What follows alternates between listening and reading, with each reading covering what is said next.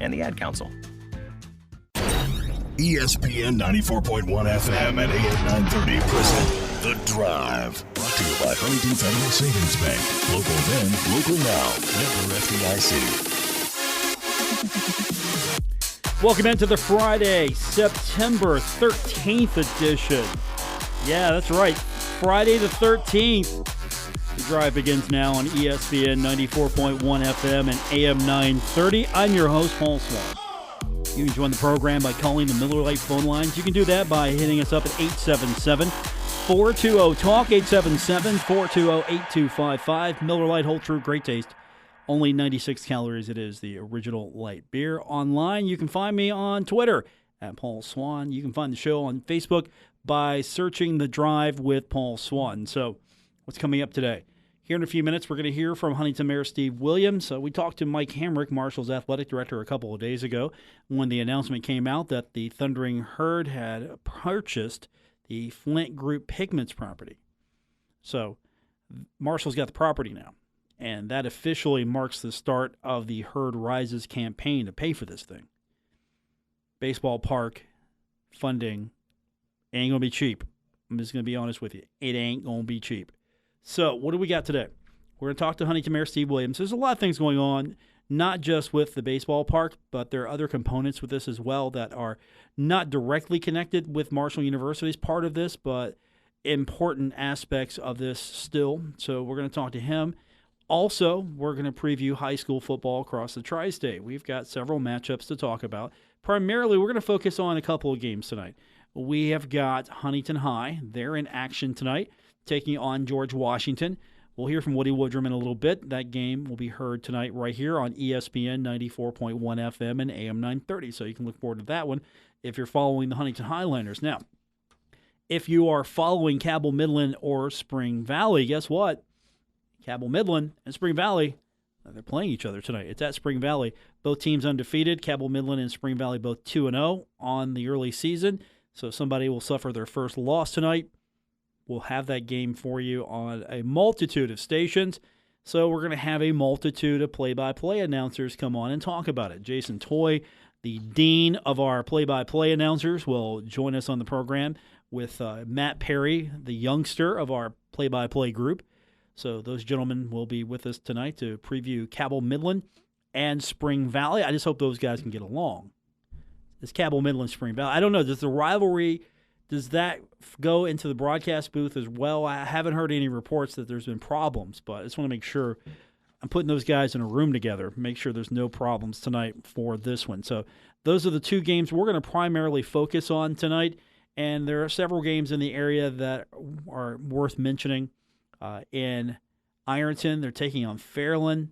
That's going to be big. Fairland's 2-0, Ironton's 2-0. That should be a good one tonight. Ashland will take on Wheelersburg tonight. Chesapeake is going to be taking on Sims Valley. You've got Capital taking on Hurricane tonight, and Wayne looking for a win, taking on Winfield. So those are primarily the games in our immediate broadcast area that we're going to be following and be interested in. And don't forget, after all is said and done tonight, for those of you who want to follow all the scores and all the action after the games, stay tuned for game night. Fred Persinger will have all the high school scores in West Virginia, and that's coming up tonight either at 10 o'clock or immediately following our broadcast of Huntington and George Washington. And we normally go on the air with Fred at 10 o'clock. Sometimes the Huntington broadcast runs over a little bit because they start a little bit later. 7:30 is when we're starting airtime for this one tonight. It's going to be 7 o'clock. So we'll get on the air a little bit after 10, hopefully at 10. That would be perfect, so we can get you caught up on all the score action going on in the state of West Virginia. And if you're a Kentucky high school football fan, don't worry. We've got you covered on our sister station, Cat Sports 93.3 and 1340. We will have the Kentucky high school scoreboard. That's coming on tonight is 10 as well. So you can watch all the games you can handle. Wherever you're going, you can watch your game, then come back, tune into the radio. We got you covered no matter what you want to listen to, and you'll get your scores all tonight here, either on our sister station, Cat Sports 93.3 and 1340, or right here on ESPN 94.1 FM and AM 930. So I'm interested tonight in really having a serious discussion with Huntington Mayor Steve Williams. Just because there's so many components going on here, and Marshall has the property now. Huntington Municipal Development Authority, they make the purchase, and then Marshall gets the property from them. And this is to be the land they purchased. This is the land that's going to be where the baseball park's at.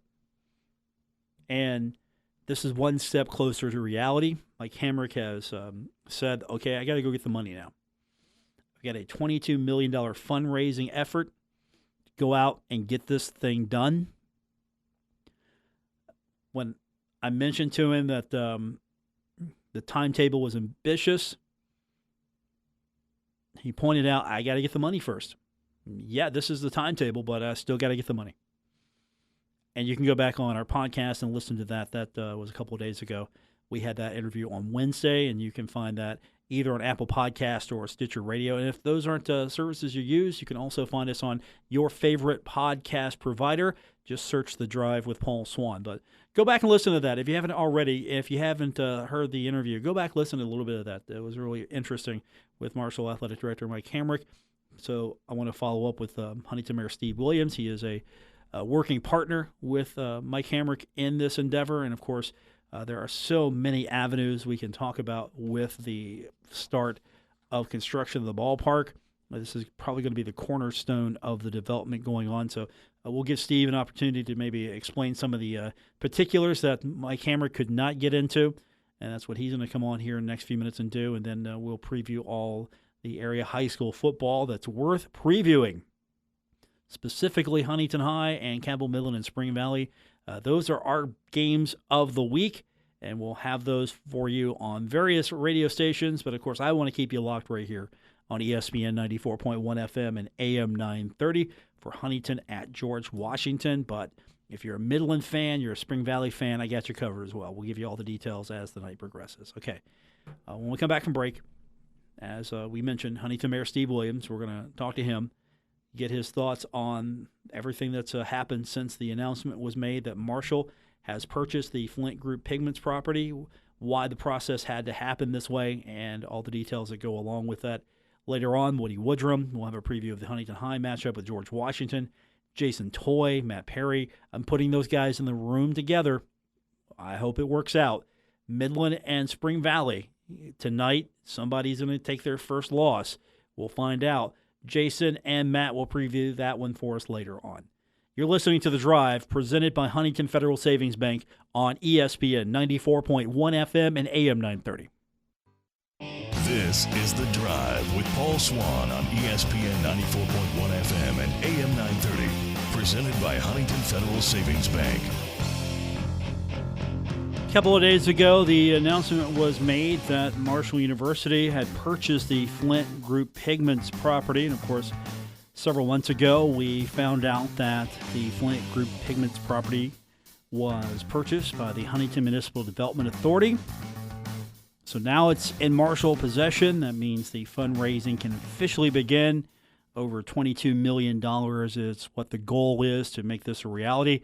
But there are a lot more components going on here, and to join us now on the program is Huntington Mayor Steve Williams. And a few days ago, I couldn't really get into some of the details with Mike Hamrick because he's focusing on the athletic department part of this. Yep. He doesn't know all the details, or he can't comment on all the things that you can comment on because you've got the fun part.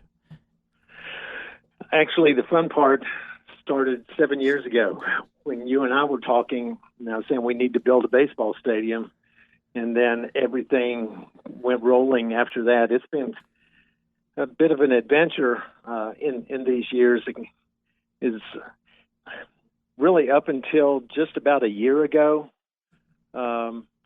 We were dealing with somebody else's property and were wondering, are we going to be able to do it? And it's one of those things, Paul, that you have to keep the vision, the dream right in front of you at all times and never stop expecting it. And what's amazing is I think it was around March of last year, we got word that Flint Pigments was ready to sell their property. And it just everything then just started falling into place. And Mike was talking to the broker who was representing Flint Pigments. We were talking to the broker. I knew that we had the ability to be able to proceed forward. And the nice thing is that what we have going in Huntington is unlike a lot of cities that have universities in the cities, is that we are so collaborative with one another, whether it be the athletic department, certainly the administration, academics. You've heard me say this, and I think we all agree, Marshall is the heart of Huntington. And I said in our announcement, we are one team, and we truly are. But what's really most exciting for me about this is that it proves that something can be developed here. And this is really the first domino dropping, is that then the other pieces of property will start to see development. I'd love to see it a lot faster than any of this has ever happened. But what was really funny, last February we had wonderful weather. You remember when we had the announcement that we were buying the property and that had bought the property, and announcing that it was going to be a baseball stadium. What surprises me more than anything else is that when I saw that, all of a sudden I'm off to the next thing, is that people were continuing to think, if it's developed, once we make an announcement, and you've heard me say this, if I'm saying something, it's going to happen. I'm not going to say something if there's a measure of doubt that something isn't going to happen. And Mike called me about a month ago when I was in New York City at some meetings, and he told me there were some people that were holding back on whether they were going to commit to the baseball stadium for the fundraising effort because they didn't believe that it was actually going to happen. And this is probably what he couldn't tell you. I started yelling, and I say, "Give me their telephone numbers. Make them talk to me. But make sure that let them look at me and say to me they don't believe that this is about to happen." And he said, "Now settle down, Steve." But I did come to realize, until we actually transferred the property, until he starts knocking down the buildings on the storage lot, until we have the actual groundbreaking, until we see that the structures start going up, people have been burned, I guess, enough times on promises about a baseball stadium and promises about other things, is that I guess they have every reason in the world to have a "we'll believe it when we see it" approach. But as I said before, I always thought it was going to be there. I just didn't know which property it would be. And then when we transferred the property to Marshall, or when we bought the property, in my mind, this deal is already done, and I'm off to doing something else. Is dusting, kicking the dust off my feet and going off to the next one. I'm really looking forward to the end of October, where we should be able to have a groundbreaking and then actually see the girders start going up and building the stadium. Huntington Mayor Steve Williams joining us. So just explain to me how this happens, because Huntington Municipal Development Authority makes the purchase, and then it's got to be transferred over to Marshall. Why doesn't Marshall just make the purchase, and there's not a third party involved here, a middleman? What's the process here to make all this happen? Well, Marshall could have. Marshall didn't have access to federal support like we have. The Municipal Development Authority, let's back up. You have the City of Huntington. City of Huntington, by law, is able to do just certain things. And back in the early 1960s, the state legislature created, in statute, an organization called a development authority.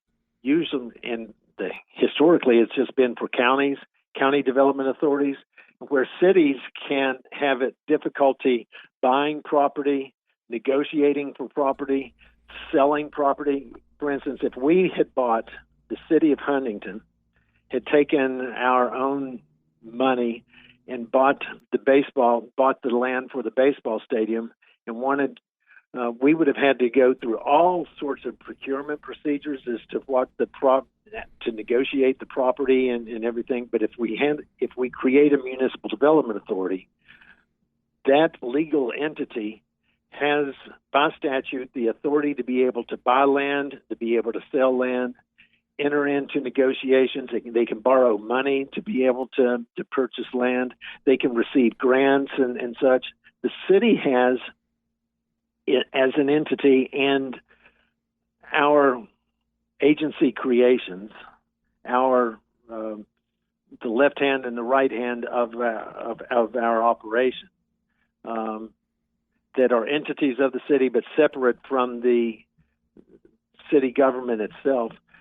Those entities can receive grants and such.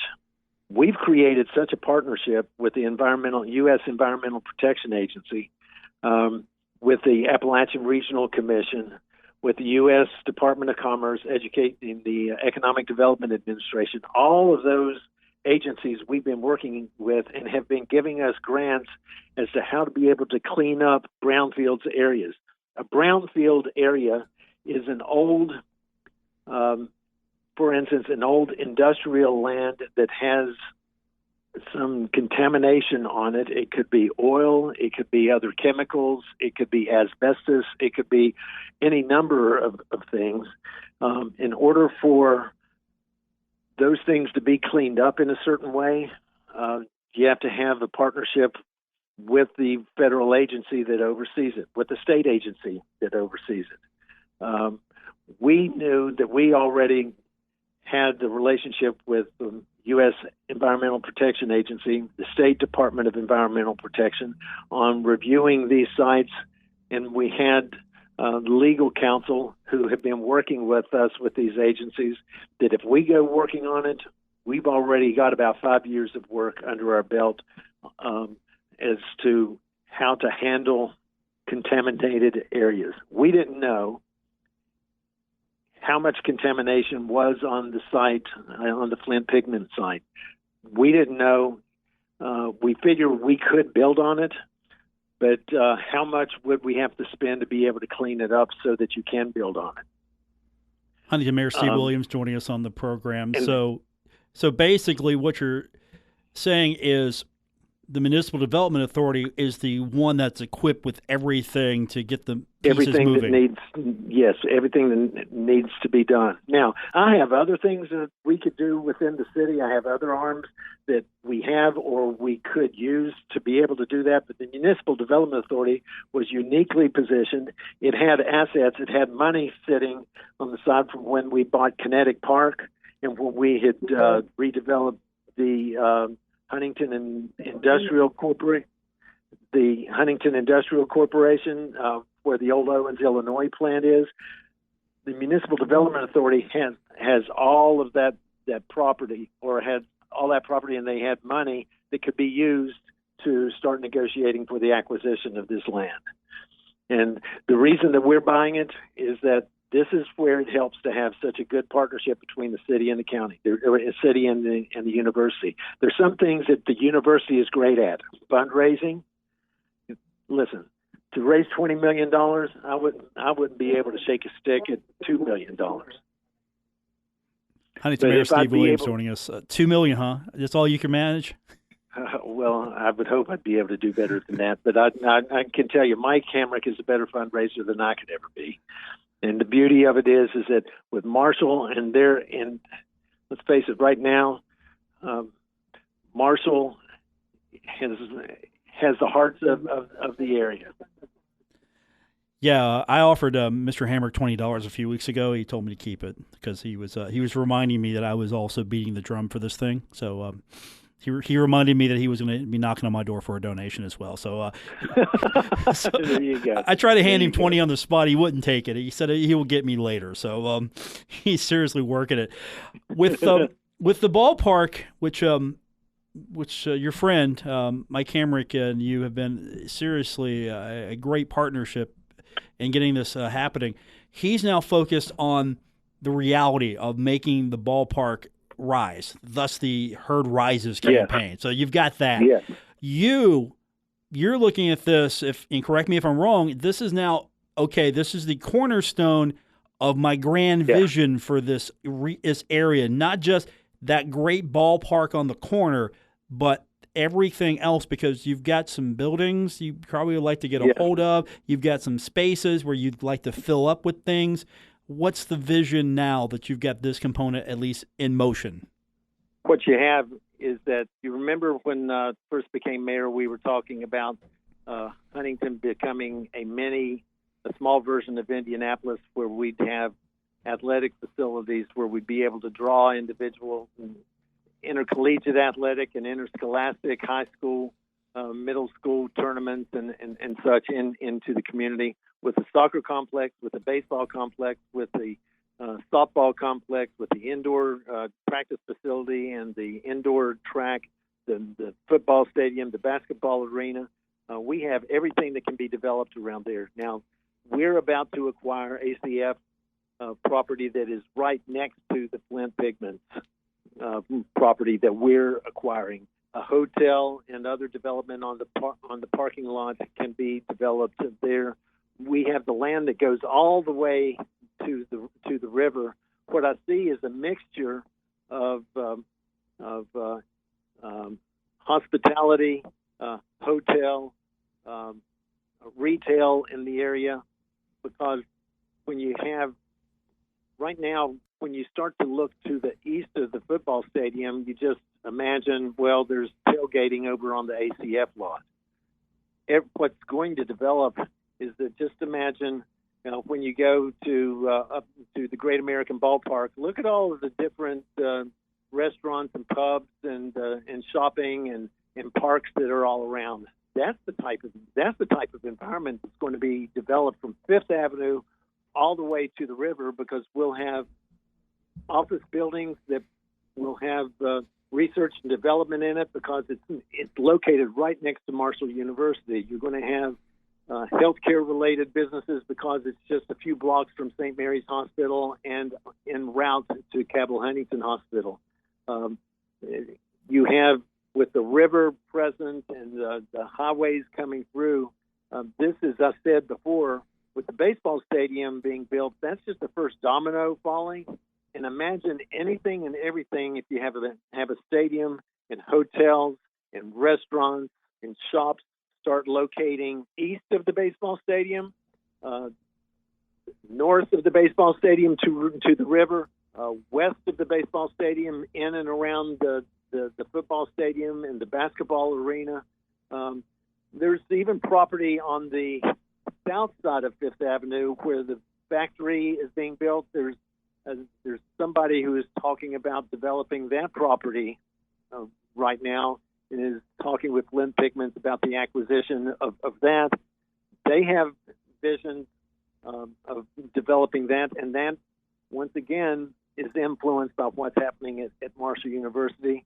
What I'm seeing and what I'm hoping people will start to get a sense of is that, imagine, just close your eyes and imagine that if you're at Fifth Avenue and 24th Street, you looking towards the river, look over your left shoulder and see that BASF factory, and imagine all of that torn down.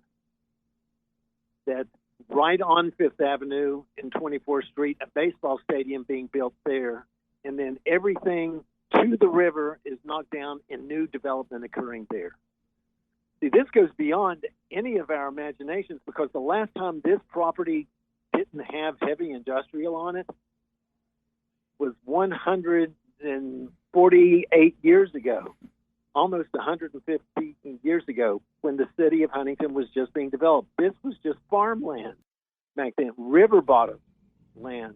And this will be transformative to Marshall University, to the city, to the Highland neighborhood, but also, if you really think beyond that, it's transformative to this part of the Ohio River Valley and to Appalachia, to show that this is not necessarily coal related, that we can find through research and development, through engineering, through other things, that we can start to diversify our economy, and it can lift up a community. Understand this, Paul, when we're looking at our position along the Ohio Ohio River Valley. We're the fourth largest populated metro market along the Ohio River Valley. You have Pittsburgh, you have Cincinnati, you have Louisville. The next largest metro market is the Huntington, Ashland, Ironton metro market. So it's so significant that what we're doing right here on this property, because it becomes like a barbell with Marshall right in between. The downtown area on the other, on to the west of Marshall, you have this area in Highland to the east of Marshall. This transforms this region for the next 50 years. The next 10 years are going to be so unbelievably busy. Certainly the next 5 years will be transformative. And then because what you have is the Flint Pigment property. Just to the north is the ACF parking lot. On the north side of 3rd Avenue is the ACF factory that will be torn down. Goes all the way to the river. Then just to the east on 24th Street, you have the West Virginia American Waterworks plant. Then just to the east of that on 25th Street is where the Ingram Barge property is, and that's 26 acres that's ready to be redeveloped. Just imagine all of that, over 100 acres right in that area being redeveloped. This is a huge, huge opportunity where Huntington has been saying something needs to happen. The dominoes are about to fall in a way that nobody has ever seen in Huntington since probably the 1920s to the 1940s. Huntington Mayor Steve Williams joining us on the program. It's a high school game night, so before we let you go, tonight, Huntington High taking on George Washington. Woody Woodrum's going to preview that game for us next. Have you seen much of the Highlanders yet? Are you excited? 1-0, they're off to a fast start. I haven't had a chance to see them, but they're going to whip up on George Washington tonight. I mean, these guys are hungry, and it's amazing what they've been able to develop up there on the hill. I'm awfully proud of them. Yeah, we'll have that game for you later on this evening right here on ESPN 94.1 FM and AM 930. Good talking to you again. Great talking to you, too. We'll get you back on here soon. Of course, I'm excited for you because now you don't have to explain why the baseball park isn't built before your third and final term, which hopefully will be coming up for you soon. I don't want to jinx it. Well, timing is everything, isn't it? It is. Timing is everything. You've timed it well. We'll talk to you soon. Oh Lord, I didn't time this. It was just absolutely amazing how all of this has developed just right now. One thing I haven't said is that I want to remind people, if we had not entered and won the America's Best Communities competition with $3 million, we would not have been in a position to be able to help buy this property. $500,000 that we had from ABC helped us acquire the property for Flint Pigments. It's amazing how it's somewhat serendipity. Everything just starts to fall into place. Well, we can't wait to get you back on for the next project, and hopefully that's soon. Okay. And thanks, Paulie. Have a great weekend, sir. We'll talk to you soon. All right, pal. See you, buddy. Bye-bye. That's Huntington Mayor Steve Williams. When we come back, Woody Woodrum. We'll see if Woody can be short and sweet. That's going to happen next. Yeah, here on The Drive, ESPN 94.1 FM and AM 930. Drive with Paul Swann on ESPN 94.1 FM and AM 930. Welcome back to the Friday edition of the show. We welcome now to the program Woody Woodrum, who will be on the broadcast tonight of Huntington and GW. Huntington Mayor Steve Williams has said Huntington's going to whip up on GW. So really, Woody, I don't think your preview's needed anymore. The mayor said everything we need to know. Well, they're playing a murderous row up here at GW with a lot of young players. They started out at South Charleston, who's number 10 in the state. Then they went to Ashland last week, who's number 4 in Kentucky in their class. Huntington's number 3 this week, and they catch a bit of a break with Spring Valley after that, but then they go to number 2 Spring Valley and come back here for number 8 Hurricane, go to back here for number 12 Parkersburg, and then they go to number 11 Riverside. So really only 2 unranked teams on their schedule right now, Woodrow Wilson and St. Albans. So it's a rebuilding year. They've got a new quarterback. Of course, Grant Wells was the last 4 years, threw it all over the place. But Huntington has still won 5 in a row against this team, and they've played awfully well up here against Huntington.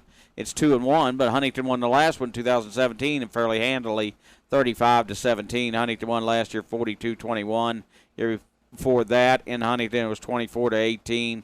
Back in 2015, it was 25-7 in the playoffs. So Huntington has, they've done a great job against this team in the past, and head coach Steve Edwards Jr. is in his 23rd season up here. And one thing, Paul, that got to comment on before we get to the game, though, the field is in awful shape. I don't know what's happened up here, but it looks like a field that you would play on and practice on, and 3 other teams would play and practice on every single day since last May, because there is just no grass down the middle, and what grass is out there is by and large dead. They hosed it down a bit, and I'm sure that probably some of this problem has to do with our lack of rain, but this field is pretty bad shape tonight, so we'll see how that'll be. Huntington will play a nickel much of the night because they just don't run the ball very much. So far in 2 games, they've had 24 rushes for 62 yards. That's 2.5 yards a rush, and most of that yardage, 17 carries for 39 yards, has gone to R.T. Alexander. His father, Robert, everybody remembers, is a great back at South Charleston, played at West Virginia, played in pros specifically for the Rams. And honestly, I would think that Huntington would be favored to win this game, even though it's only their second game while GW is on their third. But who knows? Steve Edwards been at this a long time, so maybe he'll come out and try to run the ball, thinking Huntington will be in a 3-3-5 look much of the night. Woody Woodrum's with us. He'll be on the broadcast tonight here on ESPN 94.1 FM and AM 930. We'll start things off at 7 o'clock with coaches' interviews, and we'll get things kicked off at 7:30 for the game. And this is an important game for Huntington. You wanna start off 2-0, even though it looks pretty good right now. You want to keep pace, because right now everybody else that you're chasing is 2-0, so you want to keep pace with them. Yeah, and this is the first road game for Huntington. Next week they go to Beckley, just a little bit longer, about twice as long a trip, and then they come home. And it'll be a pretty stiff as homestand. They got South Charleston, who's number 10 in one ranking. You got Parkersburg South coming in for homecoming. They're number 7. You go to number 9 Hurricane, and number 5 Capital comes in. Number 6 Midland comes in. You go to number 10 Parkersburg, and number 2 Spring Valley. So really, the next 2 weeks will be the last teams that Huntington sees that aren't ranked on their schedule. So, it would be dandy if you can put a 3-0 start up before you have to really bear down and get into those conference games. And Huntington's going to have to watch how they do it. Billy Seals practiced at 5:30 a.m. on Wednesday to kind of beat this heat. Went out in it Tuesday and Thursday, and they've been pouring Gatorade in the hallway. The players come by and fill up their jugs and carry the Gatorade around. So they've been, anticipating the heat, which won't be as bad on the mud and grass here as it would have been on the turf tonight. So you'd like to, those first 3 games were games you thought going in you should win. And Tay Blackwell only threw 5 passes last week, so hopefully he can put the ball in the air a little bit more. But they ran the ball awfully well. They rushed for 48 times for 339 yards. That's over 7 yards a carry. So we know that Huntington is going to be defense, run the ball, then throw the ball, and play special teams well. Woody Woodrum, he'll be on the broadcast tonight. Huntington High on ESPN 94.1 FM and AM 930. Have fun tonight. Get home safely, because you got work to do tomorrow at Jones C. Edwards Stadium. So let's get this one over with and get you home safely. Yeah, that's true. We got a big game with Bobcats for the Paul Swann's least favorite trophy in college football, the Battle for the Bell tomorrow. Tinkerbell. I will tell you, the guy that wrote the story for the, I think it's the paper on campus, he called my brother Jim Woodrow throughout the page, and I got after him pretty hard last night on social media. So if you hear of a Bobcat attacking a herd announcer in the press box, you'll know it's me. Okay, I'll look forward to that.